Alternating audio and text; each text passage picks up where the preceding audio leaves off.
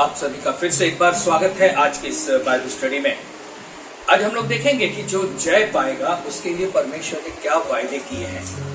जय पाने वाले, इसका मतलब जिन्होंने यीशु मसीह पर विश्वास किया है, जीवन के हर आंधी और तूफानों में, विपरीत परिस्थितियों में जिन्होंने प्रभु को नहीं छोड़ा है, प्रभु के साथ रहे, हर सताव में, हर तरह के जो है विरोध की बातों में उन्होंने अपने आप को मजबूत बनाए रखा, और ऐसे लोगों को बाइबल जो है वो जय पाए हुए लोग कहती है। तो आइए हम देखेंगे आज के जो जय पाए हुए लोग हैं उनके लिए परमेश्वर का वचन क्या प्रॉमिस करता है, कौन सा वायदा करता है। निकालेंगे हम 21वां अध्याय यानी प्रकाशित वाक्य 21:7 को निकालेंगे। प्रकाशित वाक्य 21 और 7 ऐसा लिखा है, जो जय पाए वही इन वस्तुओं का वारिस होगा, और मैं उसका परमेश्वर होऊंगा और वो मेरा पुत्र होगा। जो जय पाने वाला है केवल वही उन सारी वस्तुओं का या उन सारी आशीषों का भागी होगा जिनको देने का परमेश्वर ने वायदा किया है। तो आइए हम देखेंगे पहला कौन सा प्रॉमिस या वायदा परमेश्वर ने किया है। हमने इस चीज को अध्याय 2 में देखा प्रकाशित वाक्य के, लेकिन बहुत ही संक्षेप में मैं आपको थोड़े में बता दूंगा। जो जय पाएगा उसके साथ परमेश्वर का वादा है, पहला जीवन का वृक्ष। प्रकाशित वाक्य 2:7 पढ़ेंगे। प्रकाशित वाक्य उसका 2 अध्याय और 7वां वचन ऐसा कहता है, जिसके कान हो वो सुन ले कि आत्मा कलीसियाओं से क्या कहता है। जो जय पाए मैं उसे जीवन के पेड़ में से जो परमेश्वर के स्वर्ग लोक में है फल खाने को दूंगा। अब ये जो वायदा किया गया है ये इफिसुस की कलीसिया से किया गया है, यानी यदि वो विश्वास योग्य बने रहेंगे तो वे जीवन के वृक्ष में से खाने पाएंगे। ये जीवन का वृक्ष जो परमेश्वर के स्वर्ग लोक में होगा। तो पहला वायदा हम इफिसुस की कलीसिया के लिए देखते हैं कि परमेश्वर ने कहा कि वो जीवन के वृक्ष में से खाने पाएगा। दूसरा वायदा, दूसरा जो प्रॉमिस है वो परमेश्वर ने किया है जीवन का मुकुट, जिसको हम पाते हैं प्रकाशित वाक्य उसके 2 अध्याय के 10 और 11 वचन में। ऐसा लिखा है, जो दुख तुझको झेलने होंगे उनसे मत डर, क्योंकि देखो शैतान तुम में से कुछ लोगों को जेल खाने में डालने पर है, ताकि तुम परखे जाओ, और तुम्हें 10 दिन तक क्लेश उठाना होगा। प्राण देने तक विश्वासी रह तो मैं तुझे जीवन का मुकुट दूंगा। ये स्मुरना की कलीसिया के लिए परमेश्वर की ओर से उन लोगों के लिए किया गया वायदा है जो हर हालत में विश्वासी बने रहेंगे। तीसरा वायदा जो किया है परमेश्वर ने वो है पत्थर, स्टोन, यानी उस पर उनका नाम होगा। ये पाया जाता है प्रकाशित वाक्य उसके 2 अध्याय के 17वें वचन में, जो वायदा परमेश्वर ने पिरगमुन की कलीसिया से किया है। आइए पढ़ेंगे प्रकाशित वाक्य 2:17। ऐसा लिखा है, जिसके कान हो वो सुन ले कि आत्मा कलीसियाओं से क्या कहता है। जो जय पाए मैं उसको गुप्त मन्ना में से दूंगा, और उसे एक श्वेत पत्थर भी दूंगा, और उस पत्थर पर एक नाम लिखा हुआ होगा जिसे उसके पाने वाले के सिवाय और कोई न जानेगा। तो पिरगमुन की कलीसिया के लिए यानी इस चर्च को बहुमूल्य पत्थर दिया जाएगा जिस पर परमेश्वर का नाम लिखा होगा। नए यरूशलेम में हमने बहुमूल्य पत्थरों को देखा है। ये सारे वायदे मुख्य रूप से कलीसियाओं को दिए गए थे, जो उन्हें प्रकाशित वाक्य के अंत में जो परमेश्वर की नगरी है वहां पर उन्हें मिलने वाला है।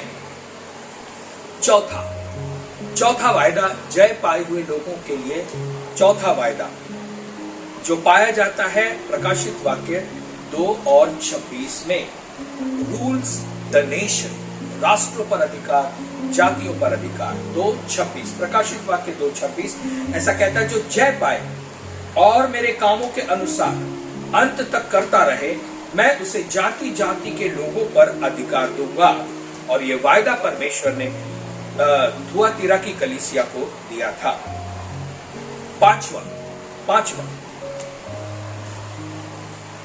जो पाया जाता है प्रकाशित वाक्य उसके 3 अध्याय के 4 और 5 वचन में। प्रकाशित वाक्य 3, 4 और 5। श्वेत वस्त्र दिए जाएंगे, श्वेत वस्त्र दिए जाएंगे, यानी वो स्वर्गदूतों के समान होंगे, ऐसा लिखा है। पर हाँ, सरदीस में तेरे यहाँ कुछ लोग ऐसे हैं जिन्होंने अपने अपने वस्त्र अशुद्ध नहीं किए हैं। वे श्वेत वस्त्र पहने हुए मेरे साथ घूमेंगे, क्योंकि वे इस योग्य हैं। जो जय पाए उसे इसी प्रकार श्वेत वस्त्र पहनाया जाएगा, और मैं उनका नाम जीवन की पुस्तक में से किसी रीति से न काटूंगा, पर उसका नाम अपने पिता और उसके स्वर्गदूतों के सामने मान लूंगा। तो ये था सरदीस की कलीसिया के लिए किया हुआ परमेश्वर का वायदा। छठवां,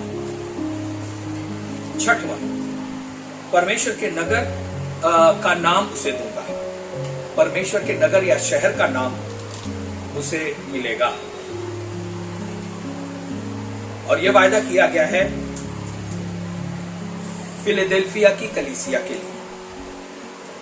फिलाडेल्फिया की कलीसिया के लिए जो जय पाए उसके लिए परमेश्वर का वायदा है कि उस नगर या उस शहर में परमेश्वर उसको उन्हें नया नाम देगा। इस कलीसिया के लोगों को परमेश्वर की नगरी में रखा जाएगा और उन्हें परमेश्वर की ओर से या परमेश्वर का नाम दिया जाएगा। प्रकाशित वाक्य 3 अध्याय 12वां वचन। 7वां इनाम दिया जाएगा सिंहासन, और ये लौदीकिया की कलीसिया को दिया गया वायदा है। प्रकाशित वाक्य 3:21 ऐसा कहता है, जो जय पाए मैं उसे अपने साथ अपने सिंहासन पर बैठाऊंगा, जैसे मैं भी जय पाकर अपने पिता के साथ उसके सिंहासन पर बैठ गया। तो ये 7 वायदे उन लोगों के लिए हैं जो अंत तक विश्वास योग्य बने रहे, जो जय पाए हुए लोग हैं उनके लिए। तो जो भी वायदे परमेश्वर ने अपने लोगों से किए हैं वे सभी नए आकाश और नई पृथ्वी में पूरा होंगे। आइए मेरे साथ निकाले 2 तीमुथियुस 3:16। संपूर्ण पवित्र शास्त्र परमेश्वर की प्रेरणा से रचा गया है और उपदेश और समझाने और सुधारने और धार्मिकता की शिक्षा के लिए लाभदायक है।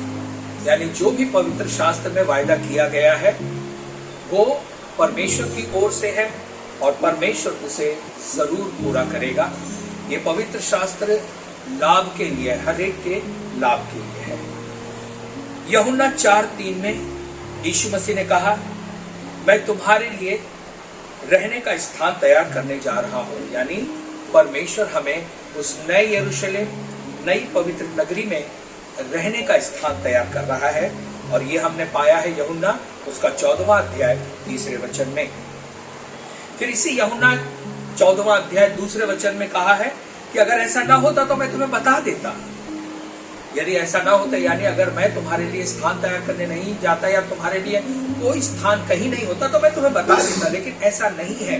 मैं जा रहा हूं और तुम्हारे लिए रहने का स्थान तैयार करने जा रहा हूं। अर्थात वो कह रहे थे कि ये बात तुम्हें खुश करने के लिए कह देने वाली बात नहीं है, बल्कि ऐसा मैं करने जा रहा हूं, ये वास्तविकता है, ये परमेश्वर का वायदा है। यानी ये कोई झूठी आशा नहीं थी, ये वास्तविकता थी और ऐसा होगा। आइए आगे बढ़ते हैं। अब मैं आपको बताऊंगा जीवन के वृक्ष के बारे में, ट्री ऑफ लाइफ, जिसे हम प्रकाशित वाक्य उसके 22वें अध्याय के 2 वचन में पाते हैं। जीवन का वृक्ष, प्रकाशित वाक्य उसका 22वां अध्याय 2 वचन ऐसा कहता है, उस नगर की सड़क के बीचों बीच वो नदी बहती थी। नदी के इस पार और उस पार जीवन का वृक्ष था। उसमें 12 प्रकार के फल लगते थे और वह हर महीने फलता था, और उस वृक्ष के पत्तों से जाति जाति के लोग चंगे होते थे। तो यहाँ पर हम लोग जीवन के वृक्ष को देखते हैं। उत्पत्ति 2:9।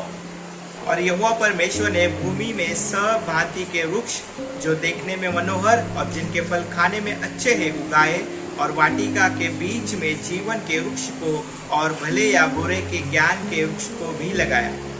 इसका मतलब परमेश्वर ने भांति भांति के वृक्ष तो लगाए, लेकिन यहाँ पे विशेष करके वर्णन 2 वृक्षों का हो रहा है। एक था भले और बुरे के ज्ञान का वृक्ष और दूसरा था जीवन का वृक्ष। हव्वा को बनाने से पहले जब परमेश्वर ने आदम को वाटिका में रखा, उसने कहा बगीचे के बीच में जीवन का वृक्ष है। यानी जीवन के वृक्ष के विषय में परमेश्वर ने आदम को अनजान नहीं रखा था। उसने बताया था कि यहाँ पर जीवन का वृक्ष है। न सवाल यह है कि क्यों जीवन का वृक्ष या पेड़ का वर्णन विशेष करके क्यों? आदम तो जिंदा ही था ना, तो उसे जीवन के वृक्ष की जरूरत क्या थी? इस विषय में दो विचारधाराएं हैं। इस बारे में लोग दो तरीके से सोचते हैं। पहला, यदि जीवन के वृक्ष की आवश्यकता नहीं है, इसका मतलब आदम सदा के लिए जिंदा रहेगा, है ना?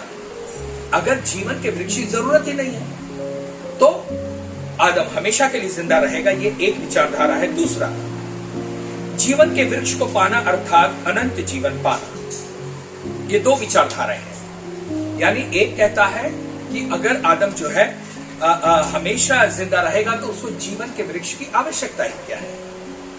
दूसरे लोग कहते हैं कि जीवन के वृक्ष को पा लेना, इसका मतलब अनंत जीवन को पाना। अब कौन सी विचारधारा गलत है, कौन सी सही है, हम ये चीज को इस समय नहीं डिस्कस करेंगे। सच्चाई यह है कि जीवन का वृक्ष वाटिका के प्रारंभ से ही था। यानी आदम के पाप करने से पहले ही वहां पर दो वृक्ष थे, है ना? जैसा हमने उत्पत्ति 2:9 में पढ़ा, एक था जीवन का वृक्ष और दूसरा था भले और बुरे के ज्ञान का वृक्ष। दूसरे शब्दों में वो वृक्ष जिससे भला क्या है, बुरा क्या है, इसकी जानकारी हमें मिलती है ना। भले और बुरे के ज्ञान के वृक्ष का अर्थ है भला क्या है, बुरा क्या है, वो वृक्ष जो हमें जानकारी देता है। इन दोनों वृक्षों के बारे में ये नहीं कहा गया कि कौन सा वृक्ष अच्छा है और कौन सा बुरा वृक्ष है। दोनों ही अच्छे लगते हैं। परमेश्वर ने यह नहीं कहा कि भले बुरे के ज्ञान का वृक्ष बुरा है और जीवन का वृक्ष अच्छा है, ऐसा नहीं कहा। दोनों पेड़ों के बारे में परमेश्वर ने बताया। हाँ, एक चीज बताई कि भले और बुरे के ज्ञान का वृक्ष जो जानकारी देता है क्या भला है क्या बुरा है, उसके ज्ञान के वृक्ष का फल तू नहीं खाना। अब अगर आप आम तौर पे सोचे तो भले और बुरे का ज्ञान होना यह भी अपने आप में एक अच्छी बात है ना, बुरी बात नहीं है। भाई भला क्या है बुरा क्या है अगर हमें पता चलता है तो बुरी बात थोड़ी है। लेकिन आप देखिए आज की दुनिया में हर व्यक्ति भले और बुरे के भेद को जानना चाहता है, या क्या सही है या क्या गलत है, हर एक व्यक्ति इस चीज को जानना चाहता है। लेकिन इसमें एक समस्या यह है कि हमें कैसे पता चलेगा कि कोई बात भली है या कोई बात बुरी है, या कौन सी सही है कौन सी गलत है, कैसे पता चलेगा? समझ रहे हैं आप? भला और बुरा क्या है भला क्या है कैसे पता चलेगा? उसके लिए कुछ तो ऐसा मापदंड होना चाहिए, कुछ तो ऐसा उसका आधार होना चाहिए। फॉर एग्जाम्पल, उदाहरण के तौर से यदि कोई किसी से शादी करना चाहता है, विवाह करना चाहता है, तो वो कैसे जानेगा कि मैं जिस व्यक्ति से शादी करने जा रहा हूं वो संबंध मेरा आगे सही होगा या गलत होगा? समझ रहे हैं आप? कैसे पता चलेगा भला क्या है बुरा क्या है? जब पता होगा तभी तो कुछ हम सोच सकते हैं ना। यदि हम वचन में देखें तो कभी कभी वचन हमारी इच्छा के विपरीत भी बात करता है। यानी जो चीज हमें भला लगती है वचन उसके बारे में कहता है कि नहीं नहीं ये बुरी है, और हम उस वचन को अनदेखा कर देते हैं क्योंकि वो वचन हमारे विचार के हिसाब से सही नहीं बैठता, और फिर हम उस वचन के लिए कहते हैं नहीं नहीं ये वचन मेरे लिए नहीं है। क्यों? क्योंकि वो मेरी इच्छा के अनुसार बोल नहीं रहा है। देखिए, परमेश्वर के साथ का जो जीवन है ना, या परमेश्वर का वचन जब हम पढ़ते हैं तो ये सांप सीढ़ी का खेल नहीं है कि कोई वचन मुझे केवल वही वचन मिले जो मुझे सीढ़ी से ऊपर चढ़ाए। सांप सीढ़ी का खेल नहीं है। यानी कि सीढ़ी वाला वचन आया तो मेरे लिए है, हाँ, और सांप वाला वचन आया जो मुझे नीचे लाता है वो मेरे लिए नहीं है। ऐसा नहीं है। अदन की वाटिका में देखिए 2 वृक्ष पाए गए ना। मत्ती जो है उसका 7वां अध्याय और 17वें वचन में, यानी मैथ्यू 7:17 में कहता है कि तुम पेड़ को उसके फलों से पहचान सकते हो। पेड़ की पहचान क्या है? उसका फल। फिर कहता है कि भला पेड़ यानी अच्छा पेड़ जो है वो भले फल को लाता है, बुरा पेड़ बुरे फल को लाता है। ये सिद्धांत जो है वो लोगों के जीवनों के लिए भी है। यानी अच्छा जीवन अच्छे फल लाएगा, बुरा जीवन बुरे फल लाएगा। ना कुछ लोग स्वयं को अच्छा कहते हैं और बुरे काम भी करते हैं, मतलब जो अच्छे नहीं है। बुरे लोग भी अपने आप को बुरा नहीं मानते। अगर आप उनसे उनके बारे में पूछो कि भाई क्या है, तो अपने आप को अच्छा मानते हैं। कोई व्यक्ति ये नहीं कहता कि हाँ मैं बुरा हूं। सच्चाई ये है कि हम सभी गलतियां करते हैं। समझ रहे हैं आप? हम सभी गलतियां करते। आप कहेंगे कि मैं कभी कोई पाप नहीं करता, मैं कभी कोई बुरा नहीं करता, क्योंकि बुरा करना पाप है। मैंने बुरा नहीं किया है तो मैंने पाप नहीं किया है। ध्यान दें, जब बुरा करना पाप है तो भला करना पता होने के बाद अगर हम भला नहीं करते हैं तो वो भी पाप है। आप समझ रहे हैं? तो किसी न किसी तरीके से हम गलतियां करते हैं। ठीक है, हम बुराई नहीं करते, बुरा नहीं करते हैं, लेकिन जो भला करना चाहिए वो भी तो नहीं करते हैं। तो आप इस चीज को जान लें कि बुरे पेड़ का जो फल होगा ना वो बुरा ही होगा। अर्थात यदि वो फल लगातार सड़ा हुआ ही आए, इसका मतलब पेड़ में ही खराबी है। अगर पेड़ में से निकलने वाला हर फल खराब हो, सड़ा हुआ हो, तो वो फल की गलती नहीं, वो पेड़ की गलती है। बाइबल जो है ना, बाइबल लोगों को ना पेड़ की उपमा देता है। पेड़ जो है वो बाइबल में लोगों को दर्शाता है। लोग, पेड़ यानी लोग। Trees means people. आइए निकाले मरकुस उसका 8वां अध्याय 24वां वचन। मार्क चैप्टर 8 वर्स 24 और दूसरा ड्यूट्रोनॉमी चैप्टर 20 वर्स 19। व्यवस्था विवरण उसका 20 यानी 20वां अध्याय और 19वां वचन। पहले हम पढ़ेंगे मरकुस उसका 8वां अध्याय 24वां वचन। उसने आंख उठाकर कहा, मैं मनुष्य को देखता हूँ, वे मुझे चलते हुए पेड़ों जैसे दिखाई देते। यहाँ पे आप देखिए, वो मनुष्यों को देख रहा था। मनुष्य कैसे दिखाई पड़ रहे थे? पेड़ के जैसे। व्यवस्था विवरण 20 और 19। जब तू युद्ध करते हुए किसी नगर को जीतने के लिए उसे बहुत दिनों तक घेरे रहे, तब उसके वृक्षों पर कुल्हाड़ी चलाकर उन्हें नष्ट न करना, क्योंकि उनके फल तेरे खाने के काम आएंगे, इसलिए उन्हें न काटना। क्या मैदान के वृक्ष भी मनुष्य है कि तू उनको भी घेर रखे? अब यहाँ पे बताया कि क्या मैदान के वृक्ष ना, इसका मतलब ये है कि वृक्षों को भी नहीं काटना, इसका मतलब मनुष्य को नहीं काटना। तो यहाँ पर भी लोग यानी पेड़, इस तरह की उपमा दी है। भले वो किसी भी तरीके की हो, लेकिन उसका जो संबंध जो है पेड़ से किया है। एक और चीज ध्यान देना, जीवन का वृक्ष जो है ना वो यीशु मसीह को दर्शाता है। ट्री ऑफ लाइफ, जो जीवन का वृक्ष है वो कोई और नहीं बल्कि यीशु मसीह है। और इसके लिए वचन में लिखा है 1 यूहन्ना 5वां अध्याय 11 और 12 वचन। जीवन का वृक्ष यीशु को दर्शाता है और इसे हम पाते हैं 1 जॉन चैप्टर 5 11 एंड 12।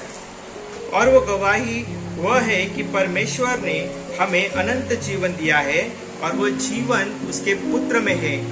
जिसके पास पुत्र है उसके पास जीवन है, और जिसके पास परमेश्वर का पुत्र नहीं उसके पास जीवन भी नहीं। तो यहाँ पर जीवन का वृक्ष जो है वो यीशु मसीह है, क्योंकि उसमें आप में जीवन है। तो अब यहाँ पर एक चीज ध्यान दें, 2 पेड़ थे, एक भले और बुरे के ज्ञान का वृक्ष था, दूसरा जीवन का वृक्ष था।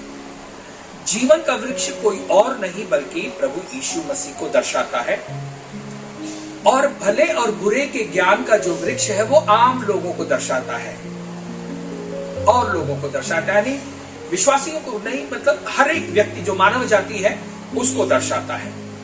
अब आपको एक चीज ध्यान देनी पड़ेगी, बगीचे में अदन की वाटिका में था ना, वो पवित्र नगरी यरूशलेम में नहीं होगा। नगरी में प्रवेश करना चाहते हैं तो यह जरूरी अब हमें जान लेना पड़ेगा कि हमें किस प्रकार का वृक्ष बनना है। भले और बुरे के ज्ञान का जो वृक्ष है वो आम लोग, दुनिया के सारी मानव जाति ये भले और बुरे के ज्ञान का वृक्ष है।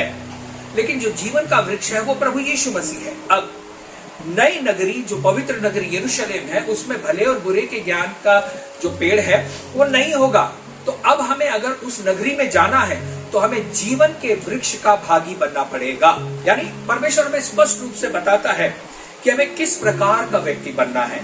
क्या हम ऐसे व्यक्ति बनना पसंद करेंगे जो जीवन के वृक्ष में से खाना चाहे, या फिर हम ऐसे व्यक्ति बनेंगे जो भले और बुरे के ज्ञान का अंतर जानना चाहे। अब हमारा चुनाव दो है, या तो हम इस दुनिया में रहकर क्या भला है क्या बुरा है क्या जानकारी है क्या पता, मैं सब कुछ जानना चाहता हूं। आप भले और बुरे का ज्ञान पाने के लिए भाग रहे हैं, या फिर आप जीवन के वृक्ष को पाने के लिए जा रहे हैं।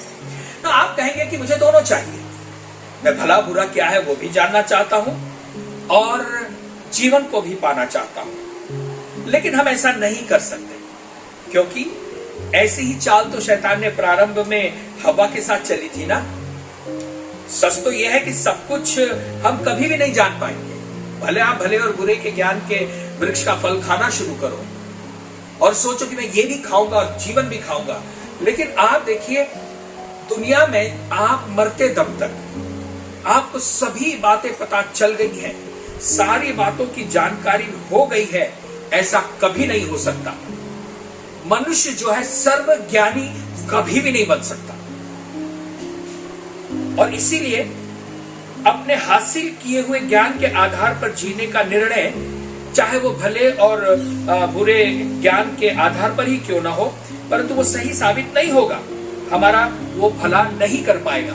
मान लो ना आप इस दुनिया में जिंदा हो, सारी जानकारी आप हासिल कर लो, सारी जानकारी हासिल कर लो, लेकिन अगर आप जीवन के वृक्ष में से नहीं खाओ तो वो भी फायदे का नहीं है।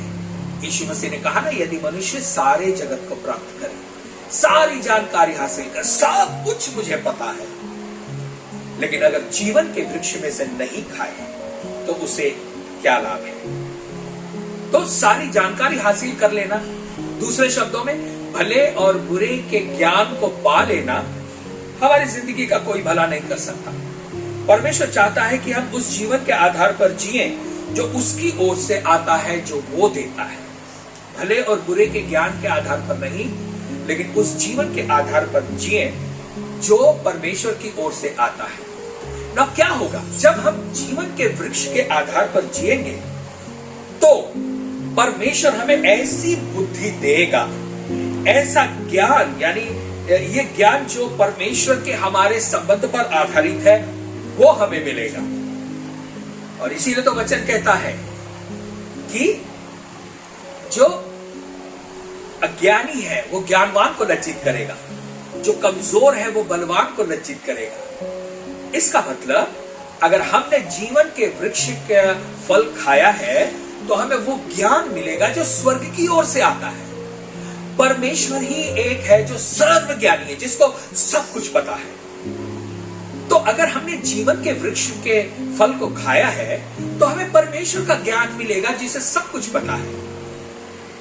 भले और बुरे के ज्ञान का जो फल है उसको खाने के बाद हम सर्वज्ञानी नहीं बन सकते। आप देखिए, विज्ञान ने प्रगति कर ली है, मेडिकल साइंस, चिकित्सा विज्ञान ने प्रगति कर ली है, लेकिन अभी भी हम कई बीमारियों का इलाज नहीं ढूंढ पाए हैं, अभी भी लोगों को मृत्यु से नहीं बचा पाए हैं।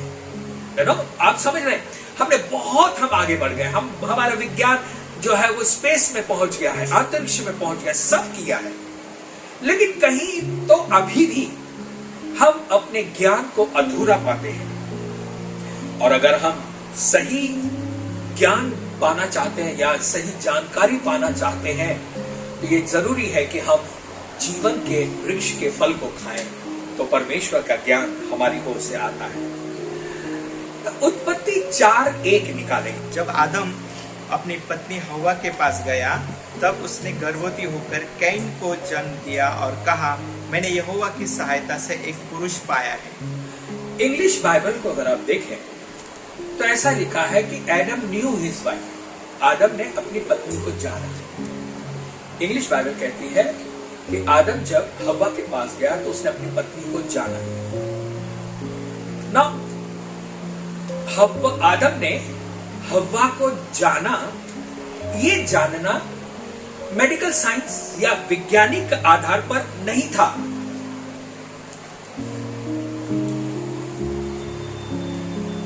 आप देखिए, जो नई शादी होती है, पति पत्नी बनते हैं, इससे पहले दोनों मिलते हैं, बात करते हैं, एक दूसरे के साथ समय बिताते हैं।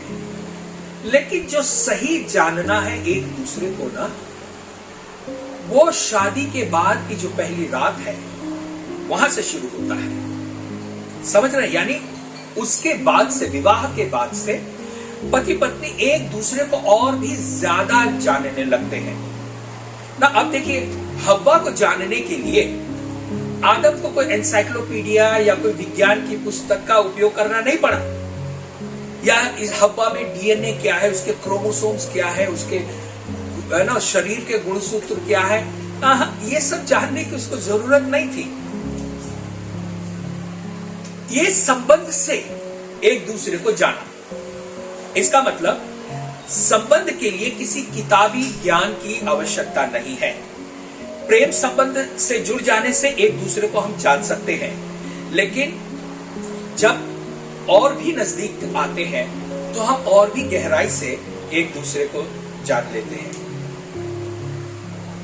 अगर हम सर्वज्ञानी होते ना तो हम सब कुछ जान सकते हैं, और जो हम नहीं हैं। तो अब अगर मैं ये सोचूं कि मुझे पूरा ज्ञान है, मैं बहुत बुद्धिमान हूं, मैं सब कुछ जानता हूं, सच्चाई ये है कि आप कुछ नहीं जानते हैं।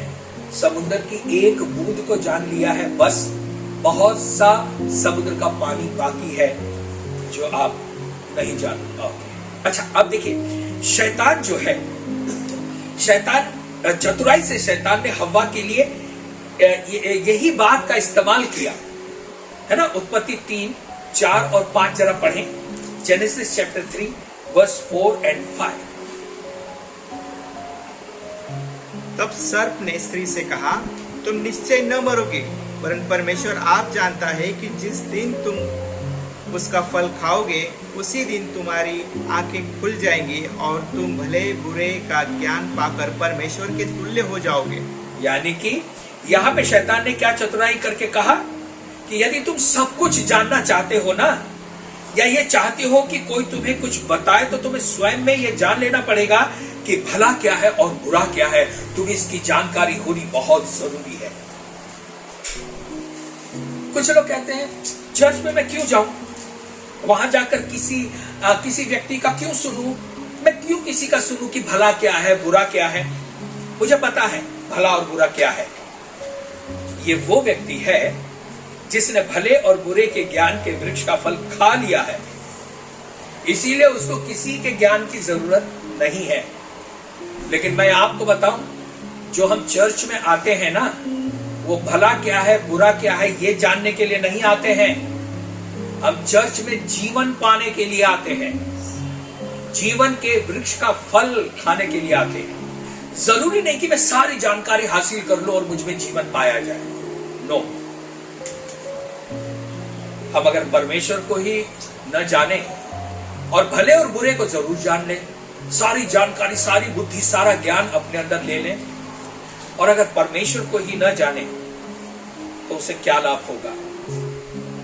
मेरे साथ निकाले यूहन्ना उसका 5वां अध्याय 39 और 40 वचन, 39 और 40 वचन। जॉन चैप्टर 5 39 और 40 वचन पढ़िए। पवित्र शास्त्र से जीवन नहीं मिलेगा। जो जीवन है यीशु मसीह है। उसने कहा, मार्ग, सत्य और जीवन मैं हूं। तो हमें पहले जीवन के वृक्ष के फल को खाना है। पहले यीशु मसीह जो जीवन है उसे स्वीकार करना है, तब पवित्र शास्त्र की समझ और जानकारी और ज्ञान को हासिल करना है। तो अब ये पेड़ जो 2 प्रकार के लोगों को दर्शाते हैं, एक वो जो भले और बुरे के ज्ञान के वृक्ष का फल खाना चाहते हैं, यानी दुनिया के लोग। दूसरा पेड़ जो जीवन का वृक्ष है। हम कौन से पेड़ बनना चाहेंगे? भले और बुरे की जानकारी हासिल करने वाले पेड़ बनना चाहेंगे या अनंत काल के जीवन का पेड़ बनना चाहेंगे? एक चीज ध्यान दें, हम मसीह की दुल्हन हैं। मसीह से यानी यीशु मसीह से हमारा संबंध जुड़ गया है। और अगर हम यीशु मसीह की दुल्हन हैं, तो सवाल यह है कि हम किसके बनना चाहेंगे, यीशु मसीह के या भले और बुरे के ज्ञान के? एक चीज ध्यान दें, हमें यह पता है कि यीशु मसीह हमें सब कुछ दे सकता है, हमारी हर आवश्यकता को पूरी कर सकता है। और जब यीशु मसीह सब कुछ दे सकता है, हमारी हर आवश्यकता को पूरा कर सकता है, तो बस अब हमें कुछ और जानने की जरूरत नहीं, क्योंकि यीशु सब कुछ जानता है। हम यीशु पर आधारित रहेंगे तो सब कुछ जान लेंगे। यीशु से अलग रहकर हम कुछ भी नहीं जान पाएंगे। हम वो व्यक्ति बनना चाहेंगे जो हर प्रकार की जानकारी और ज्ञान के लिए यीशु मसीह पर आधारित हो। क्या हुआ जब मनुष्य पापी बना, यानी मनुष्य के पतन के कारण, मनुष्य के पापी बन जाने के कारण ऐसा हो गया है कि हम किसी पर भरोसा ही नहीं कर पाते हैं। हम चाहते कि हम स्वयं सब कुछ जानेंगे, लेकिन ऐसा नहीं हो सकता। समझ रहे हैं आप? जितना ज्यादा हम यीशु पर भरोसा रखेंगे, उतना ज्यादा हम ज्ञान को पाएंगे। तो अब आप समझ लें इस चीज को। भले और बुरे के ज्ञान के लिए अगर आप भाग रहे हैं और आपने जीवन के वृक्ष को अनदेखा कर दिया है, तो इस भले और बुरे का ज्ञान के वृक्ष के फल से आपको कोई फायदा नहीं होगा। लेकिन मैं ज्ञान ही पाने के लिए उस पर भरोसा नहीं करता। मैं उस पर इसलिए भरोसा करता हूं क्योंकि वो जीवन का सोता है, जीवन का करता है। मैं यीशु मसीह पर भरोसा इसलिए नहीं करता हूं कि मुझे ज्ञान मिले, लेकिन मैं इसलिए करता हूं क्योंकि जीवन तो उसी की ओर से आता है। प्रेरितों के काम 3 अध्याय 15वां वचन। प्रेरितों के काम 3 अध्याय 15 वचन। एक्ट्स चैप्टर 3 वर्स 15 निकालें। और तुमने जीवन के कर्ता को मार डाला, जिसे परमेश्वर ने मरे हुए में से जिलाया। जीवन के कर्ता को मार डाले, यानी यीशु मसीह कौन है? जीवन का कर्ता है। और अगर हम जीवन पाना चाहेंगे, अगर हम यीशु मसीह को पाते हैं, तो जीवन के कर्ता को पाते हैं, जो सर्वज्ञानी है, जिसको सब पता है। उत्पत्ति 3:7 में लिखा है कि जब आदम और हव्वा ने पाप किया ना, तो उन्होंने खुद को उस पेड़ के पत्ते से ढक लिया, अंजीर के पत्तों से स्वयं को ढक लिया, है ना। उत्पत्ति 3:7 में लिखा है। उन्हें लगा पत्तों से ढक लेने के बाद हम पेड़ के जैसे दिखाई पड़ेंगे और परमेश्वर हमें नहीं देख पाएगा। जब परमेश्वर ने कहा, आदम तू कहां है? आदम ने सोचा, वाह, अब तो मैं पेड़ बन गया हूं और परमेश्वर मुझे नहीं देख पाएगा। पूरा अपने आप को पत्तों से ढक लिया, अपनी नंगाई को। तुम पेड़ बन गए हो, ऐसा सोचना बंद करो। परमेश्वर फिर भी हमें देख लेगा। परमेश्वर से छुपकर हम कहीं जा नहीं सकते। इसलिए पूरी बाइबल में हमें पेड़ों का वर्णन भी मिलता है। बाइबल जो है वो पेड़ों के बारे में भी बताती है। दानियल उसका 4 अध्याय 20 और 22, बुक ऑफ डैनियल चैप्टर 4 20 से लेकर 22 तक। और भजन संहिता उसका पहला भजन 3 पद, Psalm 1:3 और डैनियल 4:22 से लेकर 22 तक पढ़े। पहले दानियल 4:20 से लेकर 22 तक पढ़े। जिस वृक्ष को तूने देखा, जो बड़ा और दृढ़ हो गया और जिसकी ऊंचाई स्वर्ग तक पहुंची और जो पृथ्वी के सिरे तक दिखाई देता था, जिसके पत्ते सुंदर और फल बहुत थे और जिसमें सबों के लिए भोजन था, जिसके नीचे मैदान के सब पशु रहते थे और जिसके डालियों में आकाश की चिड़िया बसेरा करती थी। हे राजा, वह तू ही है। तू महान और सामर्थी हो गया, तेरी महिमा बढ़ी और स्वर्ग तक पहुंच गई और तेरी प्रभुता पृथ्वी की छोर तक फैल गई है। आमीन।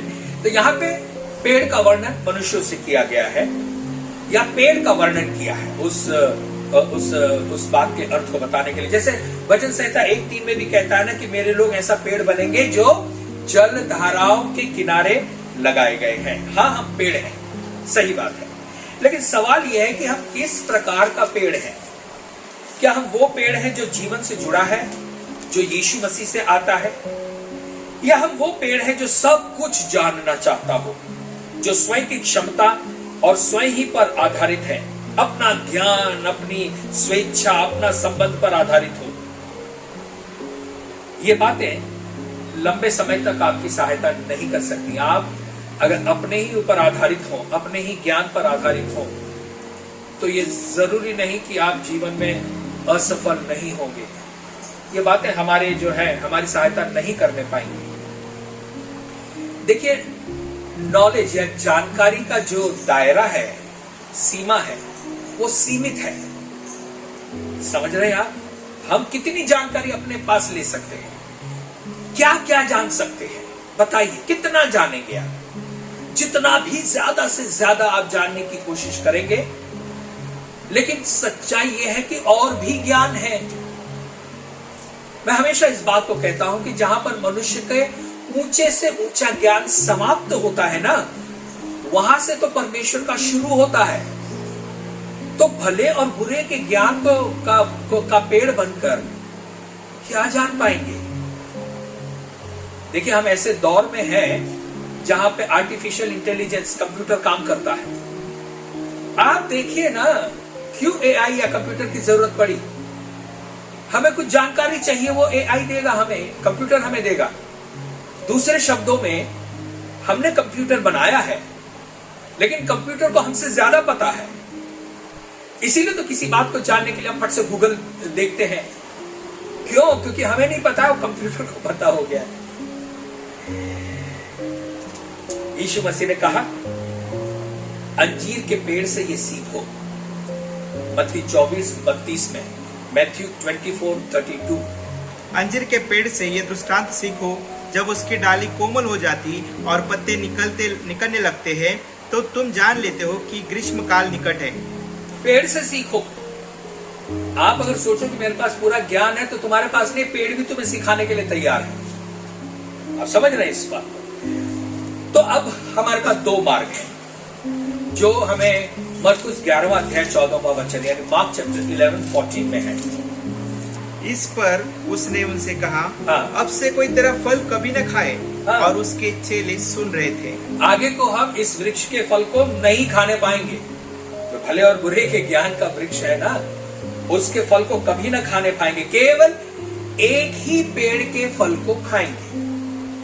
नए यरूशलेम में दूसरे पेड़ से खाने का हमारे पास कोई ऑप्शन ही नहीं होगा, कोई चुनाव ही नहीं होगा, क्योंकि एक पेड़ के फल को खाने का चुनाव तो हम लोग पहले से कर चुके हैं ना। भले और बुरे के ज्ञान के वृक्ष के फल को खाने का चुनाव हमने पहले से ही कर लिया था। अब हमारे पास कोई ऑप्शन नहीं है। क्यों? क्योंकि एक दुल्हन होने के नाते हमारा विवाह हो चुका है। देखिए, जब किसी का विवाह हो जाता है ना, तो जीवन साथी चुनने का जो ऑप्शन है उसके पास नहीं बचता। समझ रहे? शादी से पहले लड़का जो है वो 10 लड़कियां देखे, या लड़की 10 लड़के देखे, उसके पास ऑप्शन है, ये नहीं वो नहीं ये नहीं वो। लेकिन जब शादी हो जाती है तो उसका वो ऑप्शन खत्म हो जाता है, उसके लिए बस एक ही है। ठीक उसी प्रकार से जब हम मसीह की दुल्हन है ना, तो अब हमारे लिए कोई चुनाव बाकी नहीं बचा है, कोई ऑप्शन बाकी नहीं बचा है। केवल एक ही पेड़ है जिसके फल को हमें खाना है। हम दो पति नहीं कर सकते कि चुनाव करें, ये वाले के साथ आज रहूं या कल वो वाले के साथ। ऐसा नहीं है।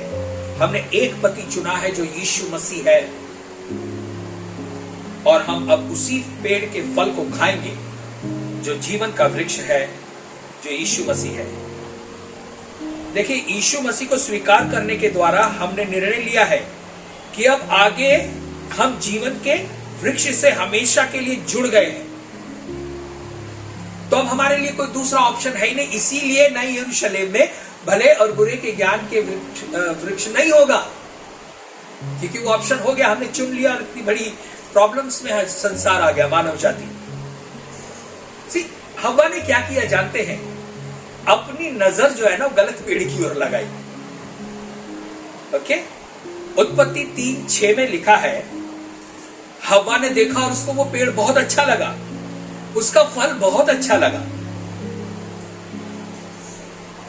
उसने देखा होगा कि जीवन के वृक्ष को तो मैं देख रही हूं, जीवन के वृक्ष को तो देख रही हूं, लेकिन भले और बुरे के ज्ञान का वृक्ष जरा मुझे थोड़ा ज्यादा ही अच्छा दिखाई पड़ रहा है। परंतु सावधान, भले वो वृक्ष अच्छा दिखाई क्यों ना पड़े, लेकिन उसमें से खाना नहीं है। यह शैतान की चाल है कि वो हमें मोह में डालकर हमें दूसरी ओर ले जा रहा है, परमेश्वर की ओर नहीं। उत्पत्ति 2 अध्याय 16 और 17 वचन, जेनेसिस चैप्टर 2 वर्स 16 एंड 17। परमेश्वर ने कहा, यदि तू इस वृक्ष के फल को खाएगा तो मर जाएगा। यानी भले और बुरे के ज्ञान के वृक्ष के फल को खाएगा तो मर जाएगा। और आप देखते हैं शैतान आता है हव्वा के पास और कहता है कि तुम मरोगे नहीं, बल्कि वो कहता है कि परमेश्वर जानता है कि यदि तुम इसका फल खाओगे तो तुम्हारी आंखें खुल जाएंगी। उत्पत्ति 3 अध्याय 5वें वचन में वो कहता है कि तुम्हारी आंखें खुल जाएंगी और तुम कैसे हो जाओगे? परमेश्वर के समान हो जाओगे। कितना बड़ा झूठ कहता है वो। परमेश्वर ने मनुष्य को अपने स्वरूप और समानता में बनाया था, पहले ही समानता थी। अब शैतान बहका के ये कहता है कि तुम भले और बुरे के ज्ञान के वृक्ष का फल खाओगे तो तुम परमेश्वर के समान हो जाओगे। आज इंसान जो है जानकारी हासिल करने के द्वारा अपने आप को परमेश्वर बनाने की कोशिश कर रहा है।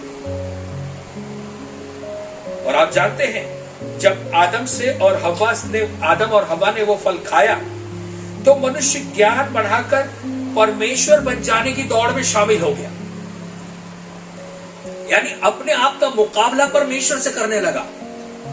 कुछ लोगों को तो ज्ञान पर इतना भरोसा है कि वो ये कहते कि परमेश्वर है ही नहीं।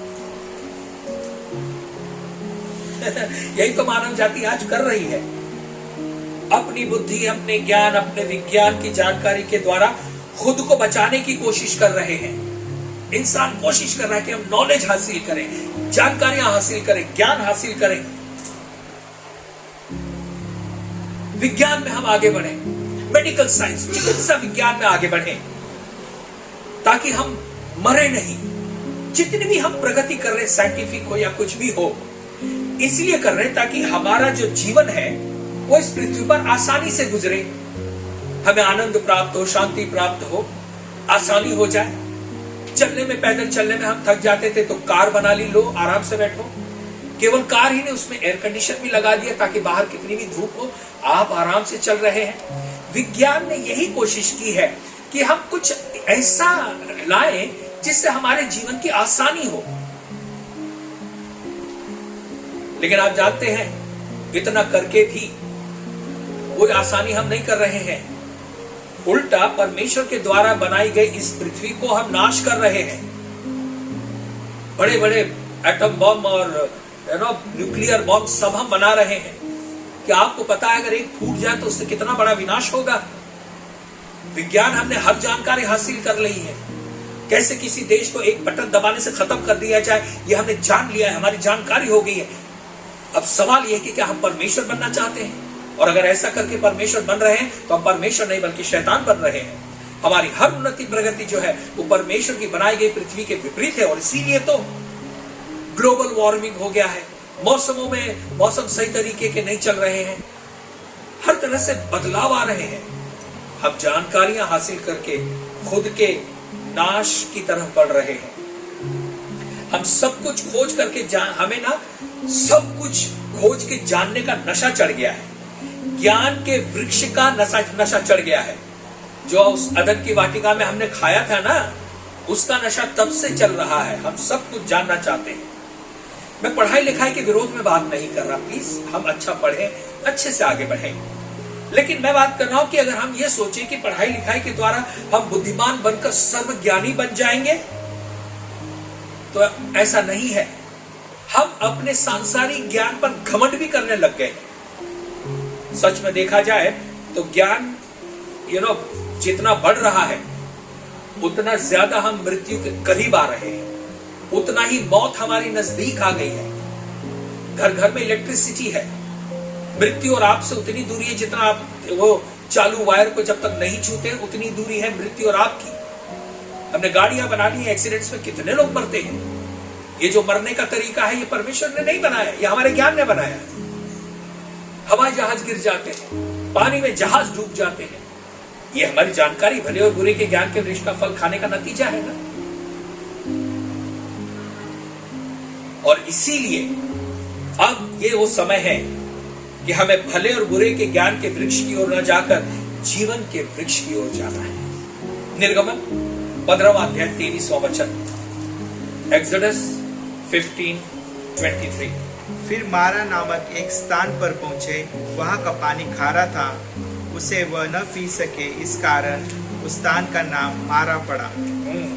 यानी जब मूसा कड़वे पानी के स्थान पर आया, वो ठहरा हुआ पानी था। मैंने याद होगा आपको पिछले बार में बताया, माइन था। माइन इसका मतलब कुआं या ठहरा हुआ पानी। हाइन माइन इसका मतलब है बहता हुआ पानी। तो मूसा जहां पर आया है वो माइन था, यानी ठहरा हुआ पानी। हाइन माइन के पास नहीं आया।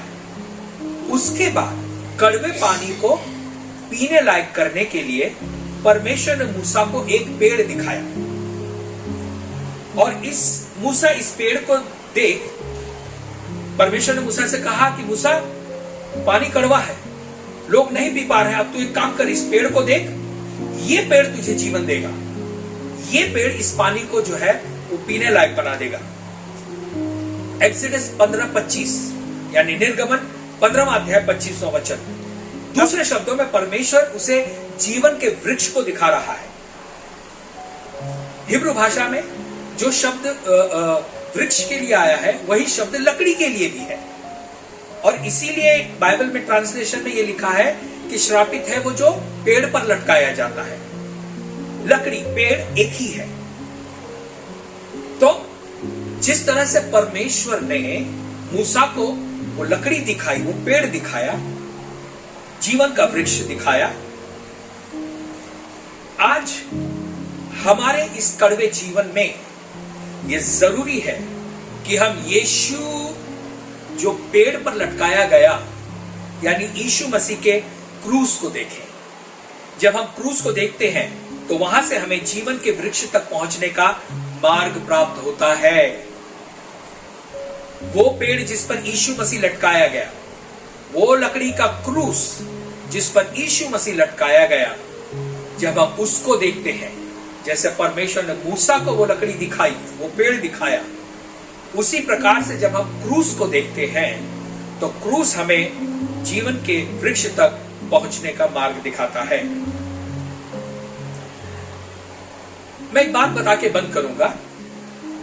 यूहन्ना 12 और 32 में आप देखिए, जॉन चैप्टर 12 वर्स 32, जब यीशु मसीह ऊंचे पर चढ़ाया गया यानी क्रूस पर चढ़ाया गया, वहां पे लिखा है कि जब मनुष्य का पुत्र ऊंचे पर चढ़ाया जाएगा तो वो सभी को अपनी ओर खींच कर ले आएगा, यानी अपने पास ले आएगा।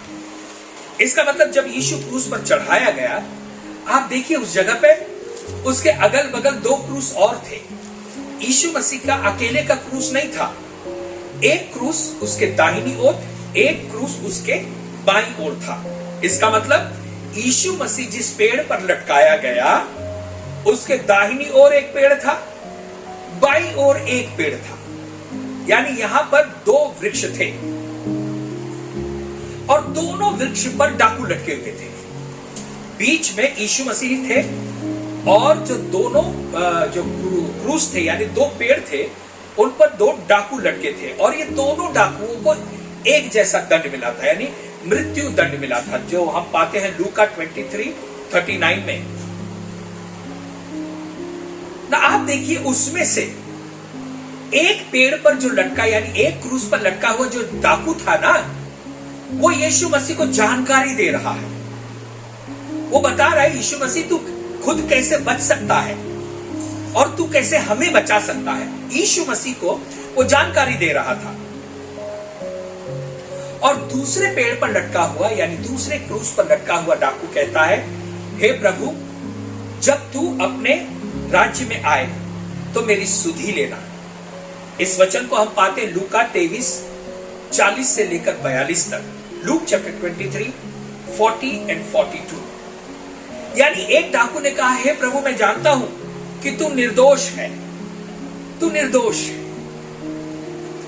और यीशु मसीह ने उससे कहा, तू आज ही मेरे साथ स्वर्गलोक में होगा। इसका मतलब तू स्वर्गलोक के जीवन के वृक्ष के फल को खाएगा। अब सवाल यह है, इन दोनों डाकुओं में अंतर क्या था? देखिए, दोनों अपराधी थे, दोनों डाकू थे, लेकिन एक ने कहा, हम अपने किए का उचित दंड पा रहे हैं। यानी लूका चैप्टर 23 वर्स 41 में लिखा हुआ है। दोनों को मृत्यु दंड मिला था, लेकिन एक डाकू ने जीवन के वृक्ष को देखा और दूसरे डाकू ने भले और बुरे के ज्ञान के वृक्ष को देखा। ज्ञान हमें नहीं बचा सकता, वो हमें जीवन नहीं दे सकता है, चाहे हम स्वयं को कितना भी बुद्धिमान क्यों न समझें। तो अंत में इन दोनों वृक्षों में से सिर्फ एक ही वृक्ष होगा। यीशु मसीह के एक साइड का जो डाकू जिसने कहा तू खुद को बचा और हमें भी बचा, ये जानकारी दे रहा है, ये बता रहा है। दूसरे ने कहा, प्रभु तू अपने जब राज्य में आए तो मेरी सुधि लेना। यीशु मसीह ने यानी उस डाकू ने जिसने ये कहा कि हम तो अपने किए का सही बदला पा रहे हैं, उस डाकू ने जीवन के वृक्ष के फल को खा लिया। और यीशु मसीह ने कहा, वो आज ही मेरे साथ स्वर्गलोक में होगा।